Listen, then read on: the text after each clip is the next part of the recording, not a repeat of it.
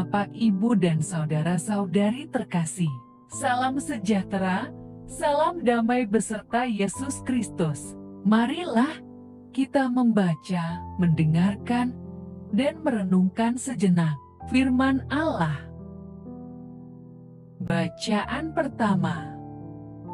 Jangan kamu makan ataupun raba buah itu, nanti kamu mati. Pembacaan dari kitab Kejadian. Ular ialah yang paling cerdik dari segala binatang di darat yang dijadikan oleh Tuhan Allah. Ular itu berkata kepada perempuan itu, "Tentulah Allah berfirman, semua pohon dalam taman ini jangan kamu makan buahnya, bukan?" Lalu sahut perempuan itu kepada ular itu, "Buah pohon-pohonan dalam taman ini boleh kami makan. Tetapi tentang buah pohon yang ada di tengah-tengah taman, Allah berfirman, jangan kamu makan ataupun raba buah itu, nanti kamu mati." Tetapi ular itu berkata kepada perempuan itu, "Sekali-kali kamu tidak akan mati. Allah mengetahui bahwa pada waktu kamu memakannya, matamu akan terbuka, dan kamu akan menjadi seperti Allah, tahu tentang yang baik dan yang jahat." Perempuan itu melihat bahwa buah pohon itu baik untuk dimakan dan sedap kelihatannya. Lagi pula pohon itu menarik hati karena memberi pengertian. Lalu ia mengambil dari buahnya dan dimakannya, dan diberikannya juga kepada suaminya yang bersama-sama dengan dia, dan suaminya pun memakannya. Maka terbukalah mata mereka berdua dan mereka tahu bahwa mereka telanjang. Lalu mereka menyemat daun pohon ara dan membuat cawat. Ketika mereka mendengar bunyi langkah Tuhan Allah yang berjalan-jalan dalam taman itu pada waktu hari sejuk, bersembunyilah manusia dan istrinya itu terhadap Tuhan Allah di antara pohon-pohonan dalam taman. Demikianlah sabda Tuhan.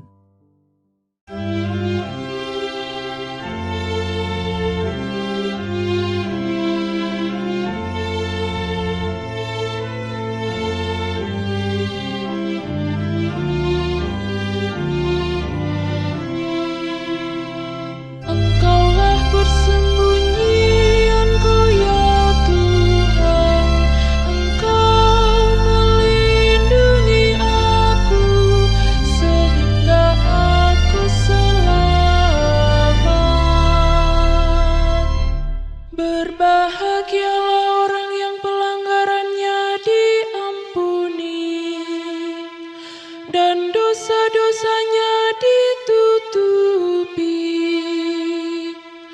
Berbahagialah orang yang kesalahannya tidak diperhitungkan Tuhan dan tidak berjiwa penipu. Engkaulah persembunyianku ya Tuhan, Engkau melindungi aku sehingga aku selamat. Akhirnya dosa-dosaku kuungkapkan kepadamu, dan kesalahanku tidaklah kusembunyikan. Aku berkata, aku menghadap Tuhan dan mengakui segala pelanggaranku. Maka Engkau sudah mengampuni kesalahanku. Engkaulah persembunyianku ya Tuhan,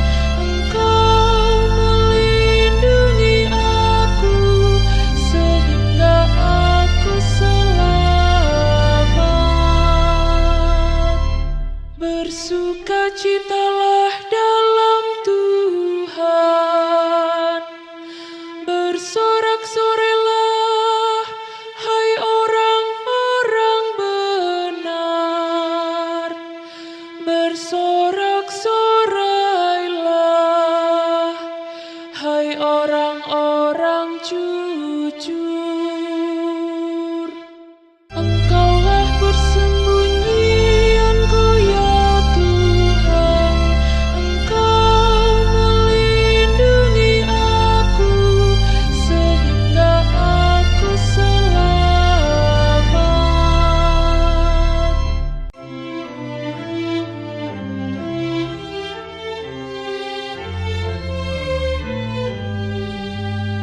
Haleluya, haleluya. Seorang nabi besar telah muncul di tengah kita, dan Allah telah melawat umatnya. Haleluya, haleluya. Tuhan bersamamu dan bersama rohmu. Inilah Injil suci menurut Markus. Pada waktu itu, Yesus meninggalkan pula daerah Tirus dan dengan melalui Sidon pergi ke Danau Galilea. Di tengah-tengah daerah Dekapolis, di situ orang membawa kepadanya seorang yang tuli dan yang gagap, dan memohon kepadanya supaya ia meletakkan tangannya atas orang itu. Dan sesudah Yesus memisahkan dia dari orang banyak, sehingga mereka sendirian, ia memasukkan jarinya ke telinga orang itu, lalu ia meludah dan meraba lidah orang itu. Kemudian sambil menengadah ke langit, Yesus menarik nafas dan berkata kepadanya, "Efata," artinya, "terbukalah." Maka terbukalah telinga orang itu dan seketika itu terlepas pulalah pengikat lidahnya.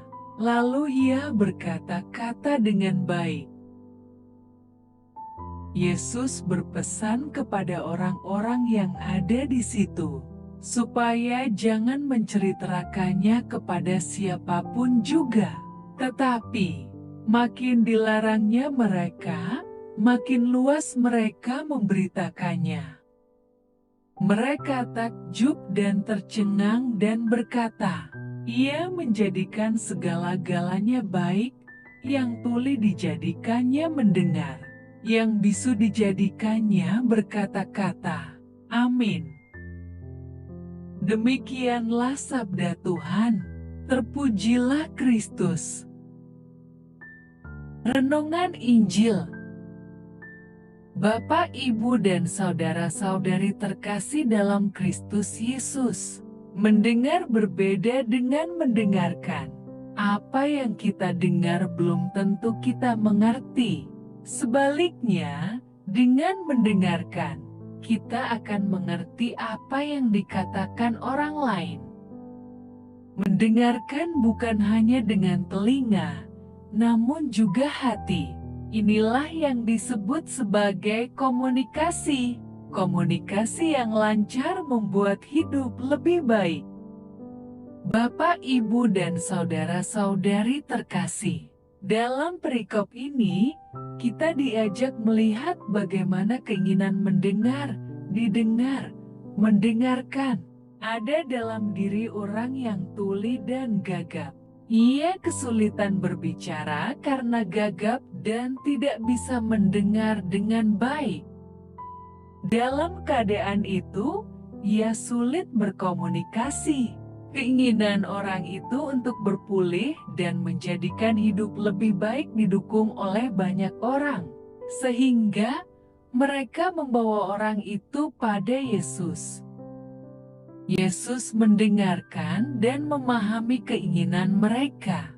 Karena itu, ia bertindak dengan kasih.